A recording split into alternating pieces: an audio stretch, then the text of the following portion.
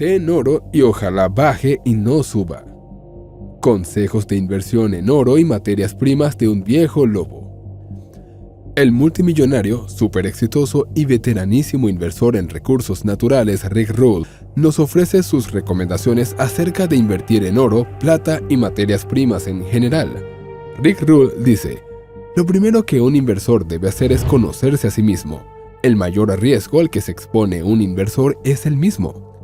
La inversión la defino como asignación de capital con la expectativa de la probabilidad de hacer una tasa razonable de rentabilidad. Por contra, considero que la especulación es asumir un riesgo sustancial por poner esperanzas en la posibilidad más que en las probabilidades de obtener una gran rentabilidad. Esa distinción que hace Rick Rule es extremadamente importante para el inversor o para el especulador novato. Lo que nos está diciendo Rick Rule es que hay muchos que se creen inversores por poner dinero en un proyecto que más que probabilidades de éxito, tiene alguna posibilidad, pero pocas probabilidades de llegar a un buen puerto.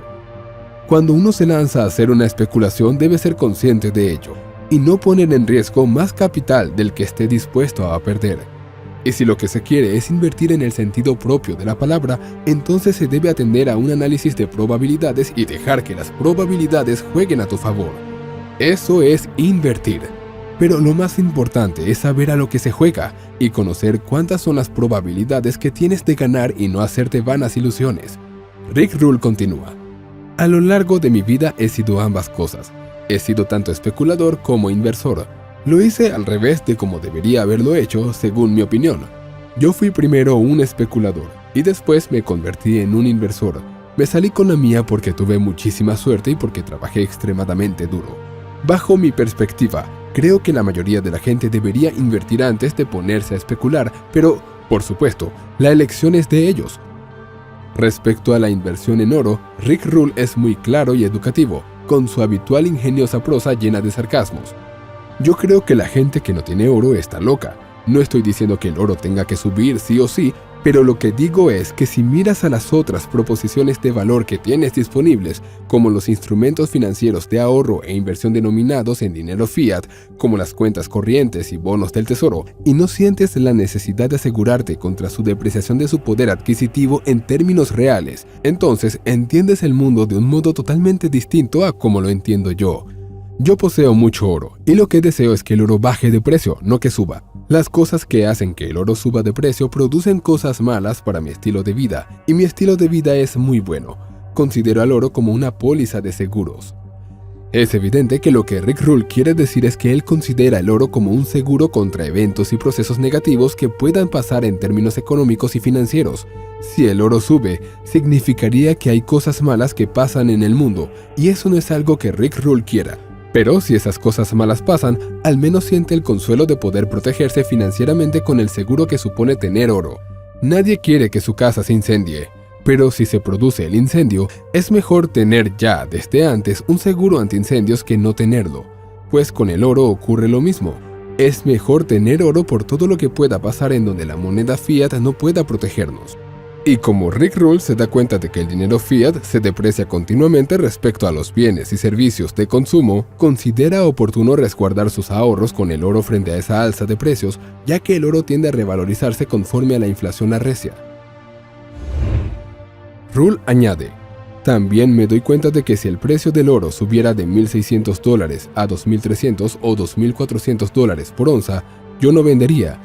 Y si el oro bajara de $1,600 a $1,500 por onza, yo estaría comprando más oro. En realidad va a mi favor que el oro baje de precio. Sé perfectamente que otra gente, más impaciente que yo, se sentiría de modo diferente al ver el precio del oro bajar, si tiene oro, pero ese es su problema. Y hablando de compañías mineras de oro, Rick Rule nos da unas perspectivas muy interesantes, ya que considera que, teniendo en cuenta el coste de minado del oro respecto al dinero que generan esas empresas al vender el oro, esas empresas están más baratas que nunca, según lo que ha visto a lo largo de su carrera profesional. Así que Rule concluye: eso quiere decir que actualmente no solo me resulta atractivo el precio del oro, sino que también las compañías mineras de oro están mostrando un renovado interés en eficiencia que nunca había visto en toda mi carrera, lo cual convierte a esas empresas en mejores oportunidades de compra. Por otro lado, La industria ha invertido demasiado poco en exploración y desarrollo de minas desde hace 30 años. Y esas compañías junior afortunadas o suficientemente hábiles de conseguir activos de primera clase podrán vender esos activos por precios increíblemente altos a compañías mineras grandes que se encuentran agotando sus reservas de yacimientos mineros. Por otro lado, Rick Rule guarda palabras especiales respecto a la inversión en plata. La plata es un metal para especuladores y yo soy un especulador, así que la plata también me gusta. La plata no me gusta tanto como el oro, porque ya he conseguido como especulador lo que necesitaba conseguir en mi vida a través de la especulación. En mi experiencia, el oro es el primero que establece la tendencia principal, antes de que la plata responda. La plata responde tardíamente en el ciclo, pero la plata, cuando se mueve, tiende a moverse más lejos y más rápido que el oro. También quiero señalar que el número de verdaderas compañías mineras de plata es tan pequeño que cuando el dinero de la comunidad de la bolsa general fluye hacia la narrativa de la plata, literalmente no hay suficiente capitalización de mercado en la plata como para contener la avalancha. Doug Casey describe el resultado como intentar hacer pasar el agua de la presa de Hoover a través de una manguera de jardín. He experimentado ese fenómeno varias veces en mi carrera, y a mis 69 años de edad estoy deseando volver a experimentarlo una vez más. En mi vida he pasado por 10 ciclos de 5 años y he aprendido que 5 años es una expectativa razonable para hacer mucho dinero. El interés compuesto es la primera maravilla del mundo de la inversión, particularmente si lo usas en la especulación. Lo que he aprendido es que hacer dinero y especular en el sector de empresas exploradoras de yacimientos de metales va de responder a preguntas que aún no tienen respuesta, y no se trata de solo responder una, sino 3 o 4 preguntas. Si asumes que cada pregunta sin respuesta requiere una temporada de cuestiones sobre el terreno, tienes que pasar por 3 o 4 temporadas de cuestiones sobre el terreno. Pero eso no significa que tengas que poseer la acción durante 5 años. De hecho, si descubres que tus expectativas estaban equivocadas, es decir, si descubres que es improbable que recibas una respuesta positiva a una de las preguntas, entonces debes vender la acción, sin importarte si vas ganando o perdiendo en la acción. Pero, en mi experiencia, y he dedicado mucho tiempo a investigar las mineras junior que han multiplicado por 10 en precio y cuyas ganancias he disfrutado a lo largo de mi vida, la empresa media que ha multiplicado por 10 en precio ha tardado en hacerlo entre 5 y 6 años. Y por cierto, la empresa media que ha multiplicado su precio por 10, por lo menos una vez a lo largo de mantenerla en cartera ha bajado en precio un 50% o más. De modo que, aparte de ser paciente, tienes que ser muy persistente. Aquí, Rick Rule nos da toda una lección sobre inversión al decirnos que no solo hay que tener cerebro para saber elegir una acción y hay que tener paciencia para esperar todo lo necesario hasta que la inversión dé fruto, sino también hay que tener un estómago muy fuerte para aguantar las bajadas que normalmente te vas a encontrar por el camino. Y a continuación, Rick Rule lanza una advertencia para los inversores inexpertos. Los negocios de recursos naturales son intensivos en capital y cíclicos, y son una trampa para alguien con pensamiento convencional. Durante los periodos cuando los precios de la materia prima son altos y los flujos de caja para la empresa son altos y sus beneficios son altos, muy a menudo el ratio entre precio y beneficios es bajo y se nos enseña a pensar que las empresas con ratio entre precio y beneficios bajo están baratas. Pero en realidad, si el ratio PER es bajo como consecuencia de que los precios de la materia prima son anormalmente altos, lo que suele ocurrir después es que el precio de la materia prima se autocorrige bajando. Esto quiere decir que invertir en empresas de materias primas con ratio PER bajo es caer en una trampa, donde los precios de la materia prima van a desplomarse.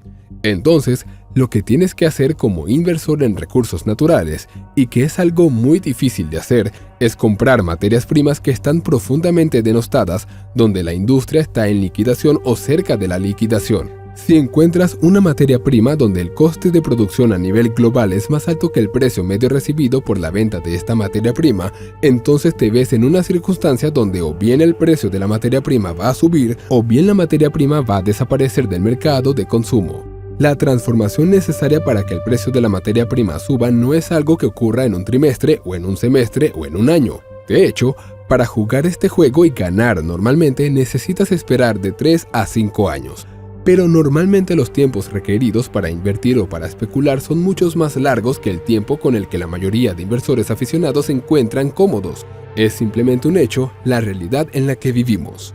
Así que Rick Rule deja meridianamente claro que para invertir con éxito en materias primas, no hay que tener una mentalidad de preferencia temporal convencional. Nada de eso. Hay que ser mucho más paciente de lo normal y aguantar por mucho tiempo. Rick sigue con sus advertencias. Es importante señalar que las compañías junior de minería son un auténtico campo minado. He ganado una cantidad obscena de dinero con las mineras junior, pero he asumido unos riesgos de locura y he trabajado muy duro estudiando esas empresas. Si juntaras todas las compañías mineras junior del mundo cotizadas en bolsa y como consecuencia unes unas 2.500 empresas y las aglutinas en una empresa llamada, por ejemplo, Junior Explorer Co., en tal caso, en un año bueno esa empresa perdería solo $2.000 millones. Y en un año malo esa empresa perdería $6.000 o $7.000 millones. De modo que cuando miras a ese sector en su conjunto, ¿qué estás dispuesto a pagar por un negocio que pierde $2.000 millones al año? Sería razonable pagar con un múltiplo de 6 veces pérdidas o 10 veces pérdidas, pero eso esconde el hecho de que probablemente el 5% de esas empresas junior generan una rentabilidad tan alta que aportan legitimidad y ocasionalmente lustre a todo un sector que en su conjunto está destruyendo capital año tras año. El motivo de señalar todo esto es que si no estás dispuesto a realizar todo el trabajo de estudio necesario, ni te acerques a este sector. Sabias palabras del maestro Rick Rule, que nos advierten de los riesgos de invertir en compañías mineras junior. Pero como siempre oímos historias fantásticas de algún agujero en un terreno perdido que casi mágicamente se convierte en el descubrimiento de un fabuloso depósito de metales y que hace ultramillonarios a los primeros inversores que se aventuraron a comprar acciones de esa empresa especulativa, siempre habrá gente dispuesta a adentrarse a ese mundo de las empresas mineras junior. Pero como ya ha sentenciado Rick Rule, no te metas si no estás dispuesto a dedicar el tiempo necesario para estudiar bien lo que estás comprando y para entender el riesgo que estás asumiendo. Cuando entras en un campo minado en bolsa, has de entender que estás especulando, no invirtiendo. En tal caso, actúa en consecuencia exponiendo solo la parte de tu capital que estás dispuesto a resignarte a ver desaparecer si todo sale mal. Y por supuesto, todo esto no representa asesoría financiera, sino que son solo opiniones. Como siempre, feliz inversión y prudencia.